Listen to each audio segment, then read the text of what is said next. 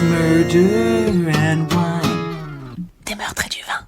Cet épisode est sponsorisé par le domaine Baker. Créé en 1995 par Nadine et Francis, deux passionnés de vin, de nature et de plaisir simple, ils se sont lancés dans l'aventure et on en fait une affaire familiale, rejoints par leurs filles, Lydie et Clémence. Leur volonté est la préservation du biotope de leur vignoble, soutenir leurs vignes, limiter leurs interventions et laisser les terroirs s'exprimer au travers de leurs vins. La typicité et la variété de leurs produits se basent sur le respect de l'authenticité de la vigne. Alors rendez-vous sur www.vinalsacebaker.fr, vin Alsace au pluriel Baker BACKERT.fr ou sur Instagram Alsace_Baker. L'abus d'alcool est dangereux pour la santé, à consommer avec modération. C'est qui, modération? Hello And welcome to Murder and Wine, your podcast préféré de True Crime. et de vin. Voilà. Mais j'aime bien comme tu fais le et de vin. J'essaie de c'est faire la chose que tu aimes le plus, musicale. quand même. Oui, mais bon, en fait, là, dans le concept actuel, c'est qu'on est plus true crime que vin. Le vin, c'est une parenthèse, c'est un lubrifiant pour nous aider à parler du true crime. Et normalement, c'est toi qui veux faire plaisir, mais bon, là. Ok, mais moi, I'm a people pleaser. C'est vrai, c'est horriblement vrai. Ça fait plus de 20 ans que je la connais. Elle aime faire plaisir aux gens. Moi, c'est pas du tout ça. Non, toi, tu es plus dans l'honnêteté, on va dire, la franchise. Oui, mais enfin, j'aime faire plaisir, mais ce que j'aime, si on se connaît pas, on s'aime pas, bah... Whatever. Basta, quoi. How are you? I'm good. Je sais pas en ce moment, toi, ton algorithme Instagram, moi, Non, toi, le tien, il est à chier. Hein? Non, laisse-moi tranquille. Bon, j'aime beaucoup regarder des trucs... Les sports allemands, là? Ouais, à 3h du matin. Mais là, en ce moment, j'ai beaucoup de trucs des années 2000. Et en fait, je sais pas pourquoi, j'ai eu une espèce de réminiscence de moi, de mes sentiments que j'avais quand j'avais 14, 15 ans, j'en sais rien, 13 ans. Quelle horreur.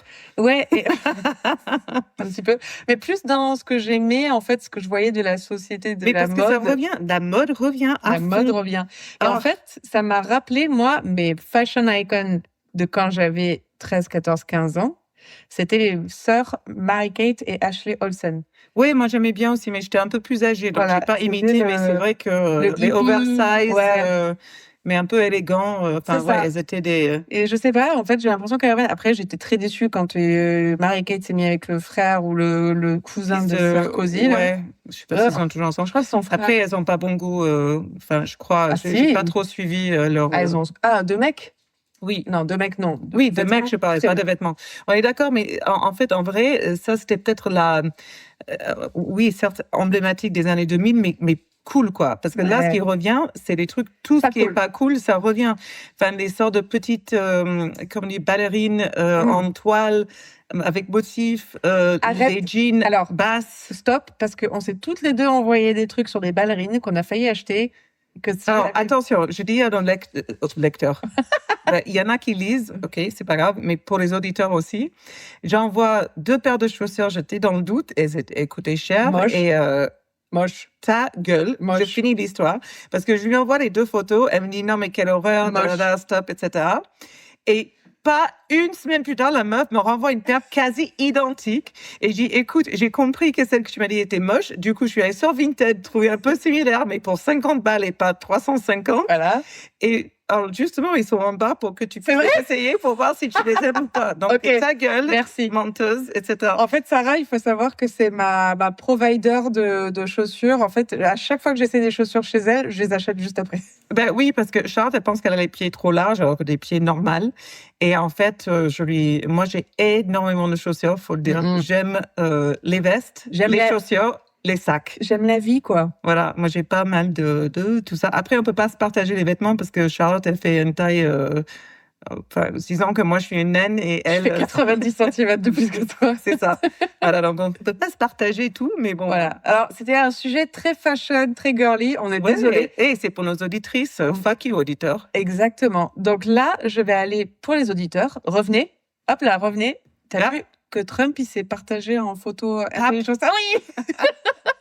I'd be the best Pope ever. Ever in the story of popes. Fucking Trump. Oh mon Dieu. Et je pense qu'il croit vraiment, et lui et son Honnêtement, entourage. il doit être drogué parce qu'il est tellement sur une autre planète. Non, je pense qu'il est débile, mais il croit vraiment que c'est une bonne idée et que ça va être pris en considération par le conclave de là-bas, quoi, de Rome. Écoute, Incroyable. Je peux pas parler de Trump. Ok, c'est tellement débile tout ce qui sort, c'est que ça mérite même pas la conversation.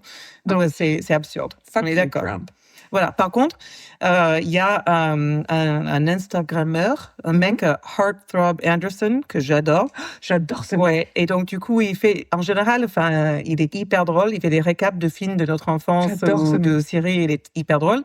Et là, il a fait en 2 parties, les papes qui sont considérés pour le job, quoi. Oui. Donc, avec CV, mais comme s'ils étaient des real housewives. Donc, du coup, avec un slogan, avec lui, il aime bien les gays, lui, il aime pas du tout les gays. Enfin, bref, c'est hyper drôle. Je vous recommande. Je vais le regarder. Heartthrob Anderson dans le descriptif. Faudrait que j'y pense parce que TDAH. TDAH. All right, Adam. Right. Bref, c'est mon sujet du coup. Et moi, c'est mon histoire. Mais d'abord. Mais j'ai un petit sujet avant. Ah, pardon, excuse-moi. Oui, quand même, j'ai le droit de parler, quoi. Excusez-moi. Alors, en fait, c'est pas moi c'était un truc que j'avais trouvé sur Insta, mais ça va vachement te parler parce que toi et moi, on est identiques à ce sujet. Et puis, un petit rajout de qui je suis. En fait, il y a un gars qui fait un clip et il raconte qu'en fait, s'il y a quelqu'un qui marche lentement devant toi, Je supporte pas.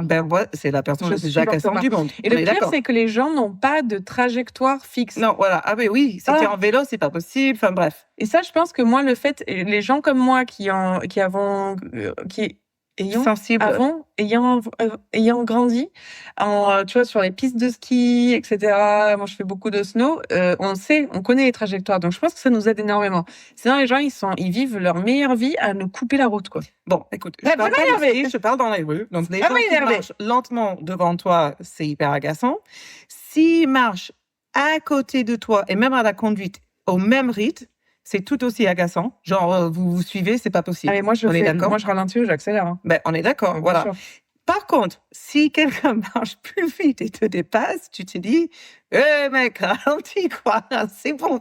Parce qu'on marche hyper vite, toutes les deux. Toutes les deux, on marche hyper vite, mais par contre, si quelqu'un, et je sais pas pourquoi parfois, me dépasse, je vais me sentir blessée dans mon amour-propre et je vais accélérer. Tu vois que t'es sensible. Ouais. Mais en fait, ça m'a fait rire parce que Charlotte et moi, en général, moi, selon avec qui je marche, sauf avec Charlotte, on est genre à 100 mètres plus que tout le monde. On arrive, on est servi, on a été aux toilettes. Pas de problème. On s'est remaquillé. C'est ça. C'est très girly, là. Voilà. Mais enfin, bref, ça m'a fait trop rire parce que toi et moi, on est tellement pareils là-dessus. Same. Same. Love you. Two girls, one brain. Yes. It's been a bit. Oui. Et c'est vrai que c'était très girly, cette intro. Donc ouais. Mais on a le droit, hein. On est deux girls. Oui. Ouais. Mais on vous en voudra pas si vous avez skippé. Non, moi j'en voudrais, surtout à Fred. Skipper, arrête de skipper. Skipper, arrête de skipper. Pour ceux qui ont la ref. Le vin. Oui. Maman, donc nous en sommes à notre 2e épisode sponsorisé par le domaine Baker, en fait, qui est vin d'Alsace. Et du coup, on n'a pas le droit au glaçon, donc ce bloop là, c'est le son du. C'est le seau d'eau froide à glaçon. Saut à champagne, en fait. Saut à champagne. Bon... excusez-moi. Bah ouais. Excusez-moi. Donc aujourd'hui, on va s'attaquer au 2e vin. Donc la semaine dernière, c'était le muscat sec que j'ai adoré. Et moi, c'est celui-là que je le sais, je pense adorer. Que tu vas aimer, ouais. Donc aujourd'hui, en fait, on va s'attaquer au Tauros, T-H-O-R-O-S, du domaine Baker, donc B-A-C-K-E-R-T. Donc Tauros 2017. Et je cite Lydie qui nous a envoyé le mail, qui dit « Probablement mon chouchou de toute notre gamme. Ce vin est élaboré avec 100% de pinot gris, un des cépages emblématiques de l'Alsace, donc déjà ça, je l'apprends. Et moi, j'adore le pinot gris. Ça, c'est vrai. J'adore. Mais la vinification se fait exclusivement en barriques de chêne et d'acacia. Le choix de la chauffe des barriques joue un vrai rôle sur l'équilibre du vin et dans le cas présent, le fait de laisser le vin de la fermentation jusqu'à la mise en bouteille sur lie fine, lie L-I-E-S, pour ceux qui pensent que c'est comme moi, alité, lui donne toute son authenticité. À la dégustation, on a un très beau vin blanc sec qui va proposer un bel équilibre entre des notes un peu briochées, toastées, qui vont venir s'équilibrer avec un gras naturel qui vient vraiment habiller le palais. Donc là, voilà. Et pareil, on va revenir sur sa demande express en gras en capital. S'il vous plaît, pas de glaçons. Évitez les glaçons. Elle était quand même un peu plus polie. Elle nous a pas ordonné, mais elle a demandé gentiment. Mais nous, on te respecte, Lydie. Voilà, nous, on est bonnes élèves. Le domaine Baker. Attention pour le pop. Oh, magnifique. Je m'en suis même mis sur la jupe. Quoi. Oui, mais t'as été un peu avec gusto, quoi. Nice. Ah oui, alors du coup, c'est un pinot gris. Oui. Alors souvent, la couleur du pinot gris en Californie ou en Italie, elle est hyper claire. Alors que là, on est vraiment sur du jaune de paille, beaucoup plus profonde. Mais bon, elle avait dit justement quand elle a parlé du gras, donc je me suis, j'ai attendu parce que souvent, comme ça, c'est cette couleur-là. On a beaucoup plus de gras dans le vin. On le fait swirler dans le verre. Et c'est là, pour moi, c'est quand elle a dit chêne, je retrouve cette odeur. Alors, ce nez, pardon. Non, tu peux dire odeur, ça va, mais odeur au nez, ça va, tu peux le dire. Toi, ça va être plus ton vin, ça. Alors, en fait, c'est rigolo parce que j'ai tellement de l'habitude aussi des vins californiens avec vraiment de la chêne et du bois hyper fort. Je trouve pas que ça soit... fort. Non, je trouve pas que ça soit... Des fois, je le trouve trop, quoi. Ils en font trop en Californie. Pour moi, heureusement, parce que je suis pas fan de ce côté très chaîné. J'aurais dû demander, peut-être qu'on n'a pas fait. En fait, ils sont en barrique, mais à mon avis, c'est pas des barriques neuves. À demander quel âge on est barrique. Parce que si tu mets un vin dans un barrique neuve, forcément, le boisé il ressort hyper fort.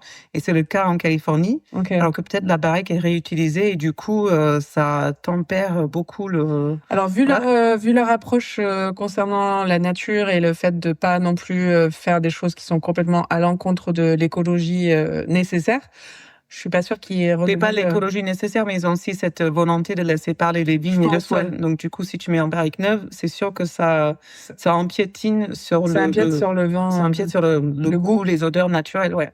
C'est intéressant. OK. Bah, écoute, moi, pour un... je peux dire déjà?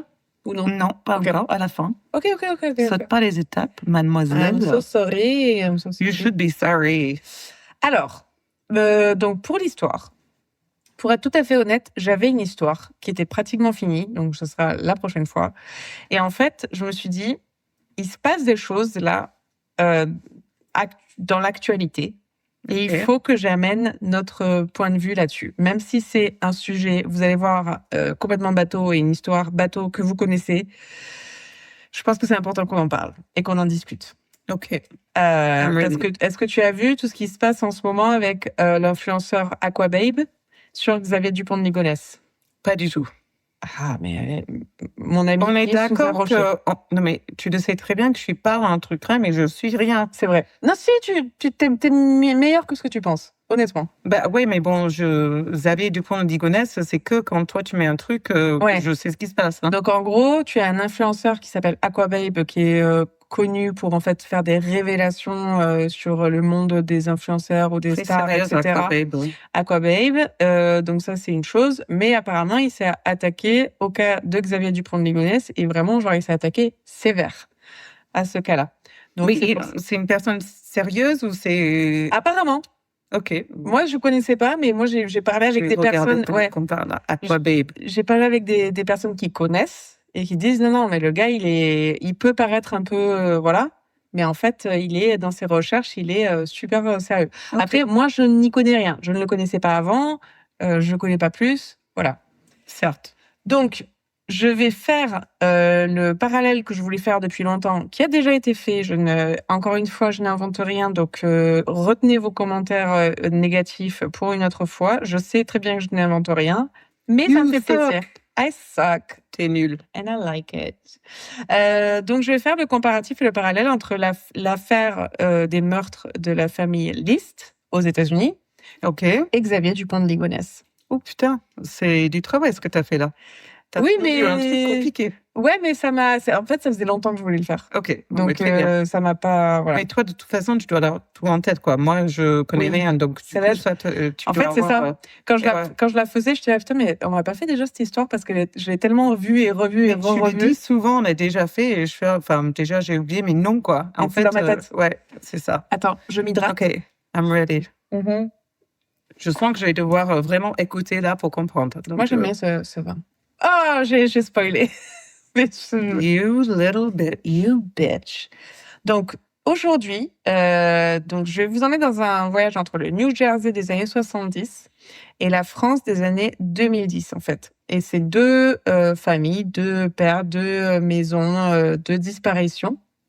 Et en fait, ça parle d'un même problème, en fait, celui de l'homme ordinaire qui efface sa propre vie comme on efface un tableau, en fait. Donc, je vais parler de John. Waouh, c'est beau quand même. C'est I toi qui as fait know. ça. I'm a poet, I don't know it. Donc, c'est deux affaires qui sont séparées par un océan, mais qui se ressemblent beaucoup, beaucoup, beaucoup. Donc, nous sommes en 1971 à Westfield, dans le New Jersey. En fait, tu imagines une banlieue paisible, les pelouses tondues, tu vois le truc, les voisins un peu curieux, mais pas American trop. Suburbia. Parfait. Ok. La petite white picket fence. Et une grande La maison. clôture blanche Oui. parfaite. Enfin, c'est ça, là, Voilà. en français. Et une grande maison victorienne qu'on dirait sortie d'un roman gothique, vraiment une belle maison. Et c'est là que vit la famille List. Donc John, le père, est un homme rigide, très religieux, ancien militaire, comptable de métier. Il vit avec sa femme Hélène, leurs 3 enfants, Patricia, John Jr. et Frédéric, appelé Freddy, et la mère de John, Alma. En fait, c'est une grande famille des américaines des années 70, pas plus, pas Une moins. grande famille, 3 enfants dans les années 70, c'est Oui, ça va. pas forcément normal. grande. Oui, ouais. c'est vrai. Donc, en fait, le problème, en fait, c'est qu'en apparence, c'est la famille qui a réussi, qui a énormément d'argent et tout, mais en réalité, les listes sont en train de s'effondrer, en fait, tout doucement. Hélène, la mère, est malade, elle a la syphilis et elle est alcoolique. La syphilis, elle avait contracté avant de connaître son mari, John, Ah oui, comme à l'époque, il ne devait pas tester tous les jours. et elle lui avait pas dit quand elle l'a rencontré. Ah, parce Donc qu'elle ça, le savait? elle le savait avant de l'épouser, elle lui a pas dit. Ah ouais, d'accord, c'est vache quand même. Et ça a été quelque chose qui a grandi une colère aussi. Bah, tu m'étonnes. Après, là, Ça c'est peut se comprendre. légitime jusque-là. Ça peut se comprendre. John, lui, a dû prendre cette immense maison, en fait, sous la pression de cette femme et se retrouve coincé financièrement. Et à un moment, il perd son emploi. Et en fait, au lieu de jouer la carte de l'honnêteté, il va continuer de faire semblant de partir au travail chaque matin. Il va prendre son petit sandwich, il va se poser à une fontaine sur une place, il va manger son sandwich et il va rester là toute la journée. Apparemment, ça arrive souvent. Hein. Oui, il y a beaucoup Oui. de cas comme ça. Il y a une personne qui m'avait dit une fois, je sais plus quand j'ai entendu ça, donc bon, je cite pas la source, mais en fait que les femmes, en fait, on a une reconnaissance de soi-même et une valorisation de soi-même par multiples différentes choses, par être une amie, une sœur, une maman, une femme, enfin une épouse, son travail, etc. Alors que les hommes, que ce soit la société, que ce soit par eux-mêmes, peu importe, ils ont vraiment une valeur de soi via leur travail, leur succès financier et Il y a voilà. beaucoup ça. Et du coup, c'est quand ça se détruit ou quand il y a un problème, ils sont entièrement détruites parce que là, ils n'ont pas de fondation. Ben en fait, c'est ça, et on est souvent à parler de, voilà, on est souvent à porter le drapeau des femmes, etc. Mais c'est vrai que chez les hommes, on peut pas nier le fait que on leur met énormément de pression. Ils ne sont rien sans leur travail, ils ne sont rien sans leur succès, ils ne sont rien sans leur... Alors, encore une fois, moi, je mets aucune pression, mais Toi, la non. société a peut-être fait que, Ah oui. mais on est dans une autre société aujourd'hui. Les mecs, Mais s'ils là- écoutaient leur femme, pourraient prendre autant de plaisir en étant père et pourraient se le revendiquer. C'est juste que chez eux, dans leur cœur et parmi les autres, on n'est pas responsable de tout, quoi. Et là, on est dans les années 70. On est aux d'accord. États-Unis. Je suis d'accord, mais Donc ça là- arrive encore aujourd'hui. Donc, Oui, oui, bien sûr. Mais là, c'est encore très compliqué. oui. Donc, John part au travail, entre guillemets, et revient le soir, comme si de ne rien n'était. Et il va quand même en parallèle trouver des petits jobs, en fait, pour subvenir aux besoins, mais vraiment basiques. Mais il a également emprunté $200,000 à sa mère, Alma, qui habite chez eux. Ok. $200,000 dans Non, les mais années 70. tranquille, Alma habite là, elle a 200 000 euros à la banque, ça va, Alma. Je pense que c'est une famille aisée de base de Il a dû génération. grandir aisé, ouais. Tu vois ce que Ok. je veux dire? La maison tombe en ruine, les dettes s'accumulent, mais d'apparence, c'est une famille ultra aisée qui va à l'église tous les dimanches, qui. Ça me fait rire juste parce que j'arrête de t'interrompre, mais dès Elle que savait tu qu'elle allait maison- m'interrompre. Ouais, dès que tu as dit maison victorienne, en fait, c'est souvent le cas aux États-Unis. Il y en a beaucoup, elles sont magnifiques, mais ne sont plus dans les mains des gens. Enfin, Non. c'est un entretien de Horrible. ouf. Et du coup, C'est je dur. l'ai vu tout de suite. Ça arrive. Mais ça en cause France- des problèmes financiers. En France, c'est les grandes familles aristocrates qui doivent récupérer les châteaux familiaux. Oui, et qu'ils peuvent pas les garder. Non, c'est un entretien de fond. C'est même pas forcément des familles aristocrates. Il y a des gens, par exemple, qui ont des maisons, par exemple, sur Arcachon, les taxes immobilières, etc. Quand les grands-parents, les autres décèdent, les petits-enfants, ils n'ont pas forcément les moyens. C'est dur. Enfin, bref. Et après, on se plaint parce que J'arrête. tout le monde est dans un immeuble neuf. Non, mais tu m'as dit C'est que ça. tu allais m'interrompre. Ouais. Au moins, tu vois, les gens sont prévenus. Oui. Donc, John se retrouve au pied du mur. Il est criblé de dettes et en fait, il a peur d'avoir l'État qui frappe à sa porte pour récupérer la maison et qui, en fait, lui disent, si tu es à ce point-là dans la merde, on peut te donner comme une allocation, en fait, sociale, mais des sous. Et là, c'est impossible pour John de recevoir de l'aide de l'État. Impossible. Pour lui, c'est la honte absolue. En fait, c'est l'homme qui doit subvenir aux besoins de sa famille. Un point, c'est tout. Puis en novembre 1971, les voisins remarquent que l'immense maison de 19 pièces... Putain. T'imagines le ménage? Non, mais non. C'était pas John, c'était Emily, sa femme. Hein. Ça, c'est sûr. Quelle immense maison. John, il s'asseyait dans le parc tous les jours avant qu'elle faisait poussière dans les pièces. Avec son sandwich. Ouais, tranquille. Sans croûte. Que l'immense maison de 19 pièces est éclairée, mais en fait, ça faisait un bout de temps qu'ils n'ont vu personne entrer ou sortir. Donc, assez particulier quand même. Et une voisine appelle alors la police, qui arrive rapidement sur place parce qu'elle voyait quelqu'un un peu rôder autour, mais en fait, c'était juste un prof d'une des enfants qui disait « mais je l'ai pas vu l'enfant depuis longtemps ». Donc, la police essaie de rentrer, tout est fermé à part une fenêtre, donc il rentre dans la maison. Ce qu'il remarque en premier, en fait, en entrant, c'est le froid intense. En fait, la maison était glaciale. Glaciale. Puis, en fait, il y a un fond sonore, une musique lugubre d'orgue, en fait, comme une marche funèbre. Oh my God! Et là, imagine, tu rentres dans cette maison avec cette musique en fond, le froid. Tu as une odeur un peu désagréable, pas gênante, mais un peu désagréable. C'est lugubre. Ils font le tour de la maison. Ils rentrent dans la salle de bal. Il y avait Une salle de bal où ils voient 4 corps alignés et ensanglantés. Les visages sont dissimulés avec des morceaux de tissu. Donc, en général, quand c'est ça, on sait que la personne les connaissait. Et la pièce est immense, mais vraiment vide. Vide. Tout est vide, en fait. La police remarque des traînées de sang, en fait, sur la moquette. Je mettrai C'est ce que j'allais dire, il a fait séparément. Voilà, je mettrai les photos parce que j'ai trouvé un site super intéressant où tu as vraiment toutes les photos de la scène de crime. Donc Je ne regarderai peut-être pas. Non, mais ça va, c'est OK. OK. Ils sont en noir et blanc? Non, je crois qu'il y a de la couleur. Je crois.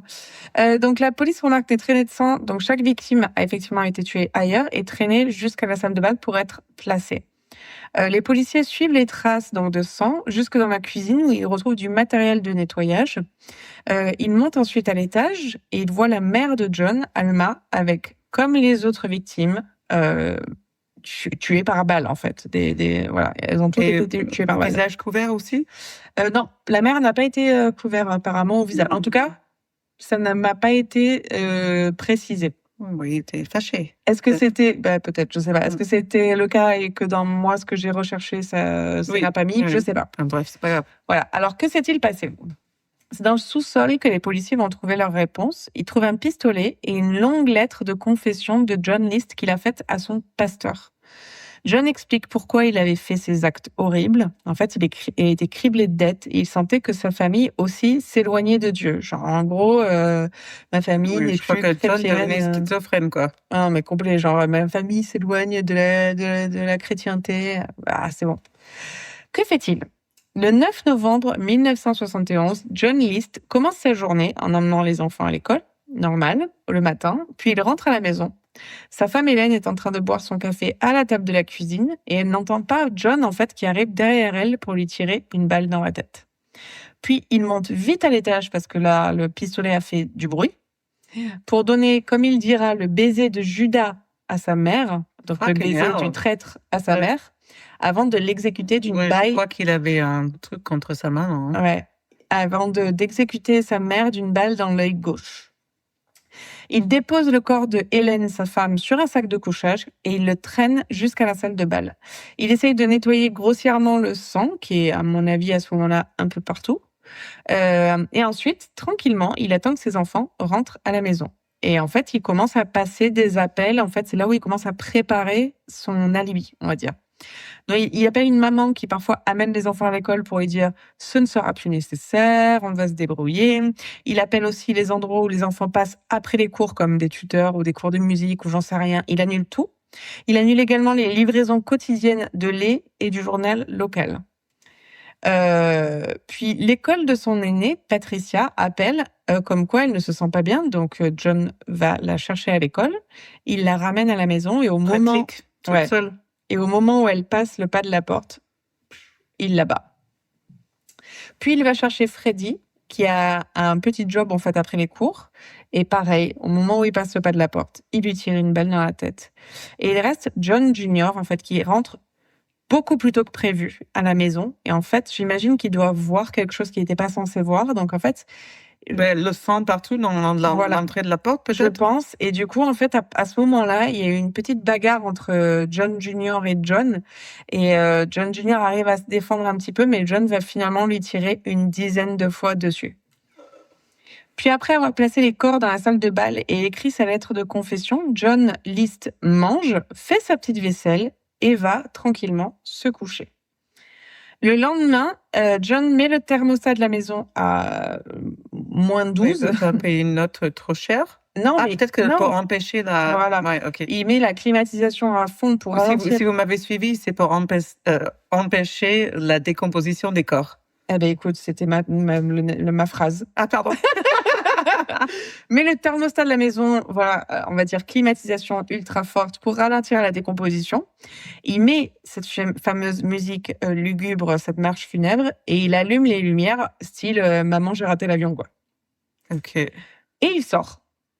En fait, on va retrouver sa voiture à l'aéroport, mais en fait, les policiers vont voir, ils vont aller checker s'il y avait des vols avec le nom de John List. Il n'y avait aucun vol. En fait, il a dû vouloir brouiller les pistes et il a finalement pris un train et pas un avion. Je peux poser une question? Ouais. Il y a un truc que je comprends pas parce que tu dis qu'il a laissé un mot expliquant tout ce qu'il a fait, mais en même temps, il a voulu brouiller les pistes en appelant les gens. C'était peut-être juste pour qu'ils les trouvent pas trop tôt, qu'ils puissent s'échapper? Je pense. Ah, ok, d'accord. Je pense parce qu'en fait, la police a trouvé les corps que1 mois après les faits. Ah, putain. Ah oui, en plus, c'est pas la clim, ça doit être un mois, il fait froid. Peut-être. Parce que je pense pas qu'il y avait... Attends, je le dis un peu plus tôt. C'est en novembre. Oui, mais voilà. Donc, c'est ça, il a juste enlevé le chauffage. Mais non, il a mis aussi la clim. Oui, mais il a laissé le temps, il voulait le temps de s'échapper, quoi. Voilà. Donc, 1 mois mais tout en confessant. Je pense qu'il s'est dit, au moment où la police va trouver les corps, je le dirai, mais il va pas, mais au moment de le faire, il voulait quand même se laisser du temps et pas que les journaux s'accumulent devant sa porte, que ça soit suspicieux, etc. Tu vois ce que je veux dire? Ouais, ok. Donc, John List disparaît littéralement de sa famille, en fait, parce qu'il coupe aussi sa propre photo de tous les albums familiaux. En fait, tous les albums photos avec sa photo, il a découpé sa tête. Je suis désolée, mais là, tu avais mentionné au début qu'il était ancien combattant d'armée, militaire. Ça sent vraiment du PTSD, une autre maladie, parce que c'est extrême. C'est d'une violence de très rapprochée. Enfin, ta femme, tes enfants, d'une organisation, les avous. Tu sens vraiment quelqu'un qui pète les plombs, quoi. Et donc, du coup, 1 mois plus tard, la police découvre les corps et John est volatilisé. En fait, plus aucune trace. C'est ultra difficile pour la police de récupérer des indices à ce moment-là. Et en fait, vraiment, John, il s'est pouf, plus rien. Et on n'a jamais revu. Plus rien. Donc, on À mon avis, rappelle, John s'est suicidé quelque part. alors, on rappelle qu'on est dans les années 70, il n'y a pas d'internet, il n'y a pas de caméra, il n'y a pas de GPS. Bien sûr. En fait, tu donnes un faux nom sur les registres, une perruque, et puis c'est bon, t'as un nouveau départ, en fait. C'était très facile, Ouais. je pense, à l'époque. Donc, la police n'a rien, mais en fait, la police n'abandonne pas l'affaire. Et en fait, tous les ans, elle publie la photo de John List dans les journaux, au cas où quelqu'un, quelque part, l'aurait aperçu. Et c'est là où moi, je trouve que la police a vraiment fait un super travail. Puis un jour, et quand je dis un jour, c'est 18 ans plus tard, en 1989, la police décide de se tourner vers l'émission America's Most Wanted Oh, fuck yeah. pour essayer de relancer l'affaire. Le problème, en fait, c'est qu'à ce moment-là, pour America's Most Wanted, pour l'émission, c'est la plus vieille affaire qu'ils décident de mettre en lumière. Et en fait, ils se retrouvent devant un problème parce que la dernière photo de John List, elle commence à dater. Tu vois, elle a 20 ans. I know where you're going with this. Mais don't say. Donc, La l'époque... société Vidoc? Non. Ok. L'époque a changé, donc il décide de faire appel à un artiste médico-légal. Donc, c'est-à-dire quelqu'un qui va utiliser les techniques de l'anthropologie médico-légale pour reconstituer des visages à partir de sculptures. Et en général, ces artistes sont ceux, tu sais, qui reconstituent les visages des corps retrouvés à partir de Ouais, squelettes. et ils sont incroyables. Ils sont incroyables. Et en fait, je pense, on parle pas assez de ces personnes qui sont autour, parce qu'on parle des détectives, on parle, mais les gens qui reconstituent des Jane Doe, des John Doe, à partir de squelettes, ils font un travail, mais qui est... Alors, quand c'est des cas, des cold cases très loin, ils travaillent aussi en même temps avec, donc, par exemple, la société Vidoc, c'est peut-être la plus connue, mais ils travaillent en même temps avec des psychologues qui vont étudier la personne et décider au point où, genre, aujourd'hui, ils porteraient des lunettes noires de tel type. Enfin, ils sont précis à une manière incroyable. Et c'est là où j'ai l'impression que Sarah m'a hacké mon Google Drive, là où je mets mes... Pas du tout. Parce que c'est exactement ce que je vais dire après. Boom! Someone's been listening. Pour cette mission, l'émission contacte le célèbre Frank Bender, à qui on confie la tâche de reconstituer... Pew, pew, pew, pew, pew, pew, pew, pew, pew, pew, pew, pew, pew, pew, pew. I should be a detective, motherfucker. Tu serais le pire détective, So bad. mais en même temps, ça serait une super série. Very funny. Oui. Donc Frank Bender était une personne très très connue en fait dans la police. On lui confie la tâche de reconstituer un buste de John List, donc 20 ans plus tard. Et en fait, il doit également, comme tu disais, faire un vrai travail de profilage pour Oui. deviner l'apparence du fugitif, à partir de quelle personne ce serait 20 ans plus tard, et une personne qui sait qu'il est traqué par la police en fait, Oui. tu vois. Comment il se serait changé, Voilà. quelles seraient ses habitudes, etc. Ouais. Et pour ça, il va travailler avec des profilers et avec des photos des parents de List, parce que forcément, à chaque fois que tu travailles sur le vieillissement, tu regardes les parents, quoi. Donc, il affaisse les traits, il lui fait une petite récession capillaire, genre il devrait calvitie, genre je pourrais aller en Turquie. Il lui met un costume parce que pour lui, il pense que List n'aura pas changé ses habitudes d'avoir une apparence soignée. Pour les lunettes, il se dit qu'il était trop vaguiteux pour porter des lentilles, mais il aurait juste changé la monture en un peu plus carré, un peu plus foncé, un peu plus large, pour se cacher en fait un peu derrière elle. Donc l'épisode est diffusé le 21 mai 1989, soit 18 ans, 5 mois et 19 jours après les meurtres. Et là, coup de théâtre. Un voisin reconnaît Robert Clark, donc un ancien voisin à lui, qui vit tranquillement à Denver. Tout concorde, sa tenue, son attachement à l'église, son travail de comptable, etc. Et au 1er juin 1989, les policiers arrivent au bureau de ce fameux Robert Clark. Et en fait, John est arrêté sans résistance, mais il nie tout. Fucking hell. Pour l'instant, il nie tout. Oui. Je suis Robert Clark, je ne suis pas John Il n'y List. a pas d'ADN. Donc, Je ne suis pas qui vous suggérez je suis, etc. La police, du coup, prend ses empreintes et là, forcément, c'est un match. Ah oui, c'est vrai. Finalement, au bout de quelques mois quand même, et malgré toutes les preuves, il avoue, parce qu'il n'avouait pas de suite, il avoue tout, calmement. Et en fait, à son procès, il expliquera que c'était pour sauver sa famille d'une décadence religieuse. Il s'éloignait de la religion et en gros, c'était pour les sauver. Bullshit. Non, mais c'est quand même fou parce que tu vois, moi, mon hypothèse qui traverse un truc PTSD, Non, moi, qui je pense était pas que ce soit dans un forêt pendu, était complètement fausse. Mais quand même, t'imagines un moment de ta vie péter les plombs autant de tuer tes 3 enfants, ta femme, ta mère, et ensuite partir sur une vie normale où t'as pu tuer, c'est quand même... Et en fait, ce qui est intéressant, c'est qu'il a vraiment fait reset de sa vie. En fait, il a Il se remarie, même femme. Il a effacé sa famille d'avant et il a refait la même chose. Il s'est 3 remarié. enfants. Non, il n'avait pas d'enfants, mais il s'est remarié. Il a repris un boulot de comptable exactement Après, comme avant. excuse-moi, les enfants, ça rend dingue. Hein. C'est peut-être ça, vivre avec ta mère, 3 enfants. J'avoue. Pauvre John. Non, pardon. En fait, je comprends. C'est pas gentil ce que j'ai dit. Hein. Je l'aime pas. Hein. Je tiens. Non, on swipe left. mais en fait, dans ce que j'ai écouté, il disait, est-ce que c'est vraiment de la bêtise de la part de John d'avoir refait exactement sa vie à l'identique, mais pas dans le même état, mais il n'a aucunement changé ses habitudes, ou est-ce que c'est un coup de génie en se disant, le moins tu mens, le moins tu peux te faire attraper. Moi, je pense que c'est ça. Parce que quand tu mens, tu peux pas t'en souvenir, quoi. Et tu peux pas t'en sortir de tes mensonges. Ouais. Donc voilà. Et en fait, voilà. Donc il a quand même vécu 18 ans, pas mal. Il a quand même vécu 18 ans en liberté. Et en fait, personne autour de lui ne suspectait et ne doutait qu'il était un tueur de masse. Parce que, tueur de masse. 5 personnes, je pense qu'on peut le dire. Recherché par le FBI. Donc John List est condamné à la prison à perpétuité. Et il va mourir en 2008 à l'âge de 82 ans en prison.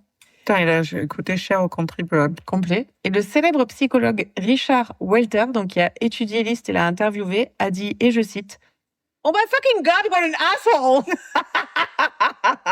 Oh mon Dieu, quel trou de cul. Non, il avait dit quelque chose de vraiment c'est très précis, c'est très, très professionnel. Voilà, il a dit quelque chose de plus intéressant, mais j'ai trouvé que ça, c'était plus drôle. Oui, carrément. John List n'a jamais vraiment exprimé de remords, en fait, juste cette idée complètement tordue, et je pense pour s'excuser un peu qu'il avait fait ce qu'il fallait, parce que... la religion. Blablabla. Bullshit. C'est pourquoi je suis athée, quoi. Merde. Ouais, c'est ça. Donc ça, c'était l'histoire de John List. Et en parallèle... Alors, je tiens juste à dire que je ne connais vraiment pas l'histoire de Ligonesse. Enfin, je connais un peu en parallèle. Je sais on pense qu'il a tué sa famille, qu'il s'est évadé, et on n'arrête pas de dire qu'il est au l'aéroport d'Irlande ou d'Écosse ou de je sais pas quoi, sans du tout aucune preuve, et il y est jamais.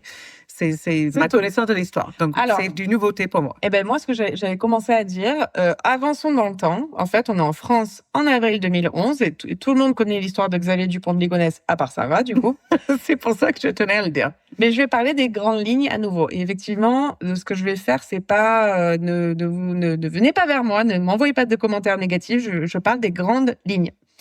Donc, nous sommes à Nantes, dans le quartier tranquille et résidentiel de la route de Vannes, au 55 boulevard Robert Schuman.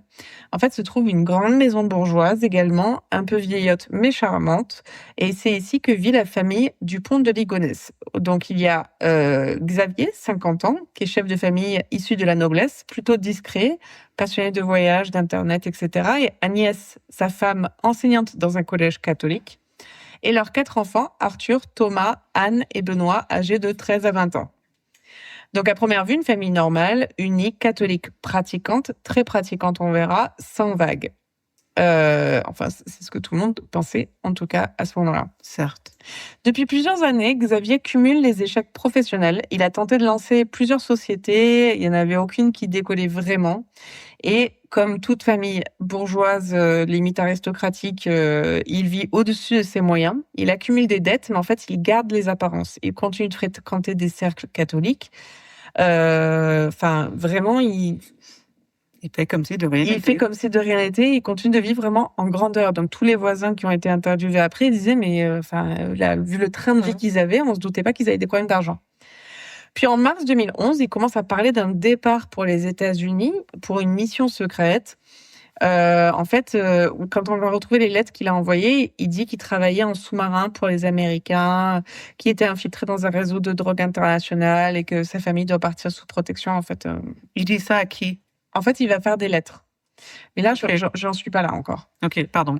Et en début avril 2011, l'activité de la maison s'arrête. Les enfants ne vont plus à l'école, Agnès se rend plus au travail, les volets sont fermés, la boîte aux lettres se remplit.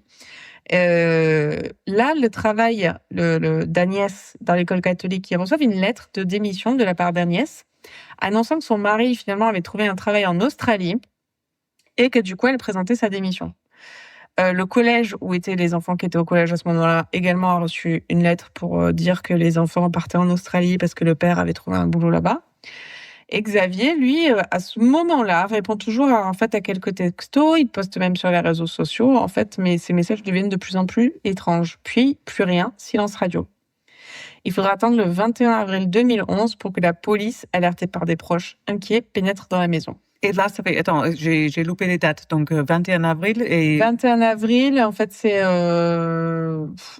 c'est début avril, en fait. Mais après, tu vas voir, je vais redire la date de là où ça s'est En passé. gros, ça fait une vingtaine de jours depuis qu'on Une reçoit connerie les comme ça. démissions. OK. Une connerie comme ça. OK. Et c'est là où je te parle de cette lettre aux États-Unis. En fait, c'est parce que Xavier avait écrit une lettre pour ses proches. Donc, sa sœur l'a reçue, sa mère l'a reçue, etc. Il a un ton super léger qui dit en gros coucou, grosse surprise, on part aux États-Unis, j'ai un job ultra secret avec la DEA, blablabla. Bla, bla, bla. Faites que des conneries. Et donc, à l'école et au boulot, il dit l'Australie. À sa femme, il dit les États-Unis. Enfin, sa famille, il dit les États-Unis. Okay. Les États-Unis. OK. Et vraiment, il parle de comme quoi c'est un agent secret pour la DEA, quoi. Alors que si tu étais vraiment un agent secret pour la DEA, je ne pense pas que tu fasses une lettre pour ça. Donc, les policiers, au cours de la seconde fouille de la maison, s'attardent sur une partie de cette lettre qui a été donnée par la sœur, enfin la famille, qui dit « Bon, tout est en place. Ne vous occupez pas des gravats qui sont sous la terrasse, au fond du jardin. Ça a toujours été là. Ne vous en occupez pas. » Oh my God. Et là, il est pas bon. Pourquoi tu l'aurais écrit? Là, il est pas bon. Ben non. Ne touchez pas la terre retournée. Les tombes là avec les noms dessus, ça veut rien dire. Hein. C'était une blague de famille. Non, c'était LOL, c'était dernier Halloween. Ma femme, mes enfants. Donc les policiers, qu'est-ce qu'ils font? Ils vont dire, on va jeter un petit œil sous les gravats, sous la terrasse, au fond du jardin. Donc sous cette fameuse terrasse, c'est en fait dans une sorte de cave discrète. C'était vraiment quand tu regardes, c'est la terrasse et dessous, quand tu es dans le jardin, en fait, tu as un petit renfoncement et c'est là où tu vois tous les trucs. Donc il y avait une fine couche de béton apparemment toute fraîche, donc ils la creusent et là il y avait de la terre et sous la terre ils trouvent des sacs plastiques, de la chaux vive et une odeur qu'ils reconnaissent direct. Et à l'intérieur ils trouvent les corps d'Agnès, d'Arthur, Thomas, Anne, Benoît et des chiens. Je n'arrive pas à croire que tu racontes cette histoire. I know. Qui étaient soigneusement alignés, recouverts de draps religieux. En fait, et ils étaient tous accompagnés soit d'un chapelet, soit soit un signe religieux, soit un signe de Saint-Christophe, un truc ou quelque chose qui rappelait la personne. Donc, c'était vraiment très personnel. Donc, tous les membres de la famille ont été tués de 2 balles dans la tête. Probablement, ils pensent dans le sommeil. Le calibre utilisé est un 22 long rifle, donc une arme que Xavier possédait. Le petit dernier, en plus des 2 balles dans la tête, avait d'autres blessures par balle, comme le John Jr. de John List. Le seul corps qui est absent, c'est celui de Xavier. La toxicologie indique que tous les enfants étaient drogués avant d'être tués. Il y a juste la mère qui n'a pas été droguée, donc on pense qu'elle a été exécutée en premier. Donc, quand l'affaire commence à être sur toutes les chaînes, parce que c'est quand même ultra choquant, une femme se rend à la police et dit qu'elle était la maîtresse de Xavier Dupont de Ligonnès, qu'elle aurait reçu des lettres de menaces de sa part et également un mail 2 ou 3 mois auparavant, qui lui avait écrit pour lui demander de lui prêter 25 000 € après qu'elle lui ait déjà prêté 50 000 €. Putain. Et il lui parle d'une détresse financière telle ça lui donne des angoisses insupportable. Comment les mecs comme ça arrivent à trouver des femmes comme ça, quand même? Je ne sais pas. Apparemment, il avait plusieurs maîtresses. Et il parle même dans ce mail de l'éventualité de « je vais donner des somnifères à toute ma famille et je vais mettre le feu à la maison ». Donc, et en plus de mener une double vie et d'avoir carrément dit qu'il voulait tuer sa famille, il prend également des cours de tir avec sa propre carabine. Suspect? A little bit. Alors, qu'est-ce qui s'est passé le soir des meurtres? Donc, la famille Dupont de Ligonnès, à l'exception d'un des fils, Thomas, qui était en université à Nantes, je crois, ou à Angers. Le plus grand de 20 ans? Le deuxième, je crois. Okay. Je sais plus. A été aperçue au restaurant. La mère a même fait une publication sur Facebook avec l'emplacement du restaurant et la fille a commenté « C'était super bon à 22h16 ». Oh my gosh. Donc, ils avaient l'air, d'après les témoins, tous détendus, souriants, rien à signaler. Ensuite, ils rentrent chez eux et là, Xavier va laisser un message sur le répondeur du téléphone de sa sœur. Pareil, ultra détendu, aucun signe de stress. Il dit qu'il va coucher les enfants et qu'ils se parleront plus tard, peut-être. Donc là, les policiers pensent que Xavier a fait une tisane au somnifère pour les enfants et qu'il a tué à bout touchant, parce que sur toutes les personnes, en fait, c'était vraiment à bout touchant, pas à bout portant. Oui, je veux... Sa femme et les enfants par la suite. Le lendemain, il mange avec son fils restant, donc Thomas, qui était à Angers, donc pas à Nantes, pour ses études. Ils sont donc au restaurant et un des serveurs remarque que Thomas ne va pas bien. Il lui propose même de s'allonger quelque part, mais en fait, il remarque que Xavier, donc le père, finit de manger son plat tranquillement. Et donc de là, on ne sait pas si est-ce que Xavier lui a administré des somnifères à ce moment-là. On ne sait pas. Donc Xavier accompagne Thomas dans son studio à Angers, puis lui rentre à Nantes. Et le lendemain encore, il rappelle Thomas qui était avec des amis et qui lui dit « Il faut que tu rentres, ta mère a eu un accident de vélo, il faut que tu rentres. » Attends, donc ça fait plusieurs jours que la mère, 2 jours. les 3 autres enfants sont morts, et lui, il reste là, il va au restaurant, il dit à son fils de venir. Oui. Waouh. 2 jours. Donc comme Je suis désolée aux auditeurs que je connais pas cette histoire. Non, donc mais t'as raison. je suis. Donc Thomas dit à ses amis qu'il devait apparemment aller à l'hôpital pour sa mère qui avait eu un accident. Et le 6 avril, en fait, les amis voient que Thomas n'est toujours pas rentré et donc ils lui envoient des textos pour savoir déjà comment va sa mère et puis qu'est-ce qui se passe, pourquoi tu n'es pas rentré. Ah oui. Et ils reçoivent une réponse en SMS, je suis malade en crevé, je reviens pas tout de suite. Et en fait, comme d'habitude, C'est Xavier. les messages, la façon d'écrire n'est pas la même. Ben oui. Les amis, ils se disent il y a un truc qui marche pas, mais bon, pas plus pour appeler la police, tu vois. Bah oui, c'est sûr. Puis dans les jours qui ont suivi, des voisins ont vu Xavier en fait faire des allers-retours avec sa voiture, seul, à trimballer des sacs poubelles, d'affaires, etc. En fait, il était en train de s'affairer entre sa maison, la voiture, enfin très bizarre, et tout seul toujours. Et le 10 avril 2011, Xavier Dupont de Ligonnès s'enfuit. Et les voisins ne préviendront la police que le lendemain. Après les meurtres, Xavier fait des retraits bancaires, quitte la ville en voiture et trace une route vers le sud. En fait, il fait Var, Draguignan, jusqu'à Roquebrune sur Argens. En fait, et quand tu regardes la carte de la France, c'est vraiment là, attends, t'es en face de moi. Il descend comme ça et puis il fait tout le sud comme ça. Pour être en vacances, quoi. Comme s'il était en vacances. Ouais. On sait qu'il dort dans un hôtel de La Rochelle, donc le 10 avril. Il se fait également flasher sur l'autoroute juste après La Rochelle. Il paye en carte bleue dans un hôtel à Blagnac, donc à Toulouse. Le 12 avril, il est dans un hôtel à Le Pontet. Et il se paye, là où il se paye une suite dans un hôtel en carte bleue, 469 € la suite. Et il donne un faux nom, Xavier Laurent. Tranquille, 469 la nuit. Apparemment, parce que la gérante de l'hôtel a été interviewée, elle a dit que c'était la dernière chambre qui lui restait, donc peut-être qu'il a pris par dépit. Et Laurent, c'était son deuxième prénom, donc il a donné Xavier Laurent.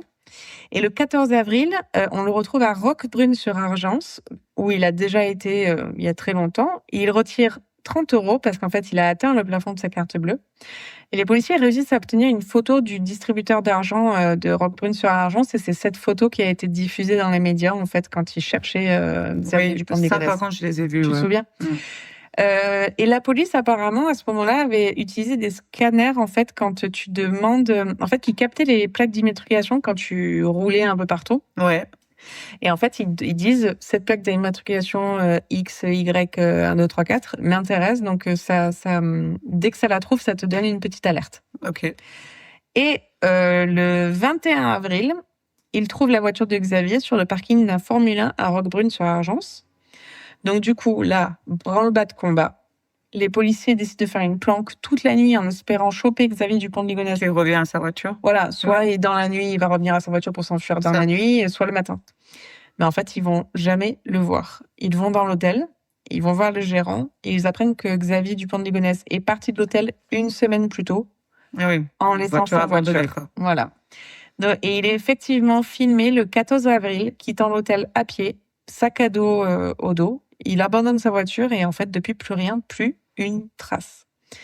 Donc, et ça, je ne le savais pas, sur la vidéo de surveillance, ils arrivent à zoomer, vraiment assez sur... En fait, il est en train de porter un livre, et c'est l'ouvrage, le titre, c'est Glacé de Bertrand Minier, qui raconte l'histoire d'un homme qui a massacré toute sa famille, qui s'est fait interner, puis s'est échappé de l'internat, de l'asile, et a complètement disparu. Waouh. Donc, les policiers se sont dit, il se fout de notre gueule. Là, c'est un petit pied, c'est un petit... il se moque de nous, quoi. Ouais, il se moque de nous complètement. Donc là, j'avoue, vu la situation d'aujourd'hui, c'est fou. Enfin, je sais pas, parce que disparaître de nos jours, sans une trace, sans argent, avec autant de recherches internationales. C'est incroyable. Ouais. C'est incroyable. Donc, pas de corps, pas de signalement fiable, pas de carte bleue utilisée. Xavier Dupont de Ligonnès, c'est littéralement volatilisé. Donc là, tout le monde est impliqué. Interpol, FBI, Scotland Yard, en fait, toute l'Europe, voire le monde est sur le coup. Mais en fait, t'as aucune piste. Je veux pas vous faire de la peine aux Français, mais bien que j'habite en France, donc du coup, j'ai forcément eu à entendre parler de cette histoire. Je pense pas que les autres pays en parlent. Je veux pas vous faire de la peine, mais En fait, effectivement, je sais. on en a suffisamment juste en Californie, n'en parlons pas C'est des vrai. États-Unis. Et je sais que On ça en parle a. pas. En plus, Xavier, c'est dur à prononcer en anglais. Xavier. Mais Xavier. ça en a parlé, par exemple, en Italie, en Espagne, etc. Oui, pays latin. En anglais. Mais aucune piste ne débouche. En fait, Xavier devient l'homme le plus recherché de France. Il a été vu dans un monastère. C'est faux. Il a été reconnu en Amérique latine. C'est pas lui. Arrêté à l'aéroport de Glasgow en 2019. C'est pas lui. En fait, tu as des dizaines de Il signalements. n'y en a pas une autre récemment? Attends. Pardon? Alors, Xavier Dupont de Ligonnès est-il toujours en vie? Parce que, en fait, certains ont pensé, je sais pas si tu te souviens, mais non, peut-être pas. En fait, il y a eu une énorme battue à côté de Roquebrune-sur-Argence. En fait, il y avait énormément de nature et tout le monde pensait, parce qu'il y avait une montagne qui était assez culte et qui était assez mystique, qui s'appelait, je crois, la Dame allongée ou la Femme endormie ou quelque chose comme ça. Et donc, tout le monde pensait, il est allé à cette montagne qui est un peu mystique, un peu religieuse. Et Il s'est jeté. Ouais. Sauf que ils y sont allés, ils ont trouvé aucun corps, etc. Mais encore une fois, s'il avait voulu se suicider dès le départ, pourquoi il aurait fait le tour de la France pour finalement se suicider? Parce que, tu sais, dernier au plat, dernier voyage, je sais Et dans pas. ce cas-là, tu fais autre chose que d'aller dans un Formule 1 à Roquebrune-sur-Argence. Tu vois, moi, je fais Ouais, je sais péter la pas. carte. Je vais au Ritz, quoi. Je vais Et 469 € l'hôtel la nuit, c'est quand même péter la carte. à Le Calme-toi. Pontet. À Donc, Le ils avaient Pontet. plus d'argent. Moi, je vais. Il est quand même dans le sud. Oui, mais peu importe, Non. les goûts et les couleurs, ça change. Non, moi, Moi, je sais pas, honnêtement, moi, je vois pas. Bon, après, moi, j'ai dit que Richard Lice, c'est quoi la première histoire que tu as racontée? Comment il s'appelle? John Lest. John Lest. Je n'étais pas loin. Richard Lice. Oui, mais c'était John il y a Lest. quand même 15 minutes.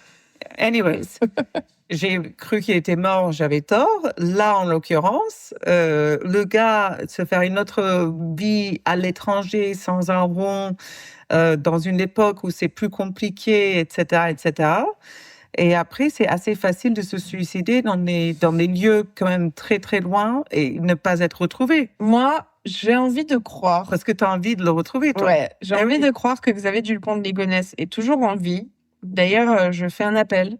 Xavier, reviens, parce qu'on a besoin du... Tell me your story. Tu es le premier guest français tueur. Mais oui, Xavier, Et viens. après, il y aura la Franchement. police, hein, et puis tu Non, seras derrière oui, les barreaux, parce que moi, j'ai un peu peur de toi. Chut. Non, mais il y aura du vin. Oui, grave. Il y aura beaucoup de vin. Tu Xavier, vois, ça donne envie. Hein. voilà. Il n'y a pas de religion, par contre, Xavier. Hein. Il y a 2 athées devant toi. Mais ça, c'est un peu comme...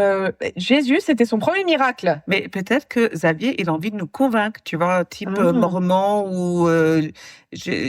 comment ils s'appellent, les Jéhovah? Oui, Témoins de Jéhovah, tu vois. Moi, je suis très Il faut croyante. nous- Je bois le sang de Très bien. Christ tous les jours. Moi aussi, non, on n'a pas le droit, parce qu'on n'a pas été... Enfin, moi, j'ai pas été... Moi, je suis baptisée par la loi je de suis pas Dieu. baptisée, non.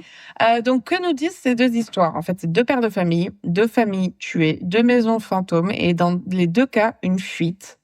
L'un est retrouvé, mais au bout de 18 ans quand même. L'autre reste un mystère. Et là, Dans une autre époque. dans une autre époque aussi, mais c'est ça que c'était plus difficile à l'époque de retrouver. Moi, je pense que c'est plus dur de se faire retrouver maintenant.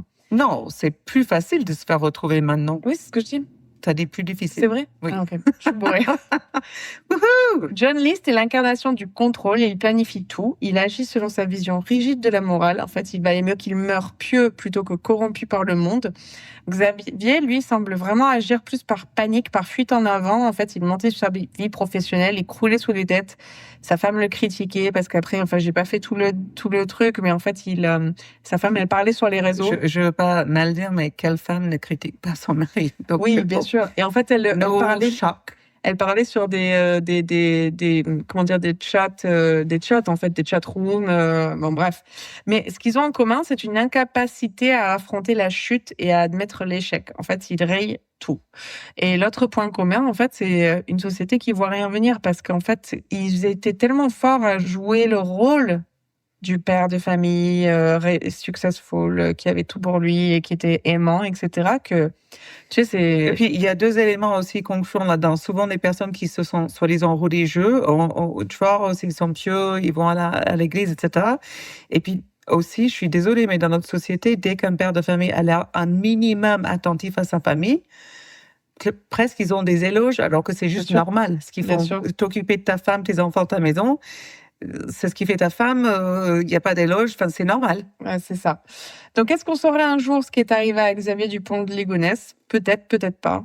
Mais l'histoire de John List, en fait, rappelle qu'on peut fuir longtemps, mais rarement pour toujours. Donc, quoi qu'il arrive, qu'il soit mort ou vivant, on saura peut-être pas dans notre temps, mais peut-être qu'un jour, enfin, je suis sûre qu'on saura ce qui s'est passé. Et en fait, ces deux affaires nous obsèdent parce que le tueur, c'est pas un monstre tapis dans l'ombre. En fait, c'est le papa à lunettes qui est poli, qui est discret. C'est le mec qu'on croise à la boulangerie. Et en fait, c'est ça qui glace le sang, quoi. C'est dans toutes ces histoires, en fait, à chaque fois, des tueurs en série, des machins. Quand c'est le voisin lambda, C'est pas forcément le tueur en série. Ce qui glace souvent le sang, c'est que Le c'est mec qui souvent pète des un mecs câble. qui tuent leur femme ou Mm. leur petite amie ou leurs enfants et qui sont de toute apparence normales, quoi. C'est ça. C'est... Donc voilà, List. c'était mon affaire. John List et Xavier Dupont de Ligonnès. Ben, j'espère pour Charlotte qu'on retrouvera Aussi. Xavier, parce que ça l'obsède. Je vais écrire un hashtag Xavier Comeback. Xavier, call me. Call me. Call me, Xav. We need a burner phone pour C'est nos amis, ouf. parce qu'on va pas lui donner notre 06. quoi. Non, bien sûr que non. Voilà. Mais Donc, par contre, voilà, ça se discute. On peut faire une interview sur un podcast. Il n'y a pas de problème. OK. Xavier, t'as tout entendu. Il y a tous les autres trucs plus connus, on latte, l'autre, faites rentrer l'accusé. Enfin, C'est le tout même. le monde a fait l'histoire de toi, mais t'as pas été sur TMDV, mec. Mhm. Et ça, Réfléchis. ça n'a pas de fait. Le vin. Oh, alors, c'est un vin très développé. Il est vraiment, riche. Il y Moi, a j'ai beaucoup- adoré. Toi, t'as adoré? J'ai adoré. Ok, ben écoute. Et j'ai même pas mis de glaçon. Non, moi non plus, j'ai pas mis de glaçon. Bon, Charlotte, c'est vin Becker à vie, quoi. Franchement. Non, mais j'ai kiffé. C'est un vraiment. vin vraiment très avec énormément de complexité, Ouais, de etc. Je pense que comme ça, en apéro sans glaçon, j'ai du mal. Par contre, ce vin sur l'apéro dînatoire Ouais. avec certains mets, style le saucisson, mon Grave. côté végétarienne. Du mais, tofu. Ouais, mais bon, même un peu à l'italienne, tu sais, tout ce qui est les mets un peu, Ah ouais. les légumes, like, roasted tomatoes or whatever. Ouais. Delicious. Ah, mais franchement, Love moi, it. j'ai beaucoup aimé. Elle a la note? De quoi? Ta note? Ben, j'ai préféré l'autre parce qu'il est tellement frais, tellement C'était fruité. J'ai déjà 5 sur 5. kiffé, donc là, je vais mettre 4. Pareil, je mettrais 4 sur 5. Ah ouais, j'ai trop kiffé. Ouais, non, vraiment, c'est un vin hyper développé.